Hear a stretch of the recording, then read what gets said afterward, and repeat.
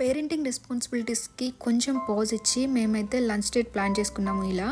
So ఆబ్వియస్గా once parents అయ్యాక as a కపుల్గా మనం స్పెండ్ చేసే టైం చాలా అంటే చాలా తగ్గిపోతుంది కదా. So once in a while ఇలా లంచ్ డేట్స్ ప్లాన్ చేసుకుంటే క్వాలిటీ టైం అయితే స్పెండ్ చేయొచ్చు, అలాగే ఫుడ్ని హాట్గా ఎంజాయ్ చేయొచ్చు.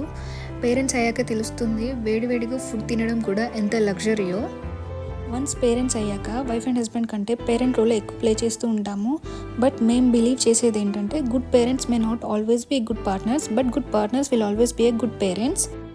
మన పార్ట్నర్తో మన రిలేషన్షిపే మన పేరెంటింగ్ స్టైల్ని డిఫైన్ చేస్తుందని నాకైతే అనిపిస్తూ ఉంటుంది. మా లంచ్ డేట్ అయితే ఎండ్కి వచ్చేసింది.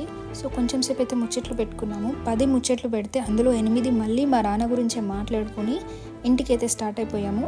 ఆ పేరెంట్ గిల్ట్ అయితే ఉంటుంది కదా. సో రిటర్న్లో వెళ్ళేటప్పుడు వాడికి ఒక టాయ్ తీసుకొని అయితే ఇంటికి రిటర్న్ అయిపోయాం.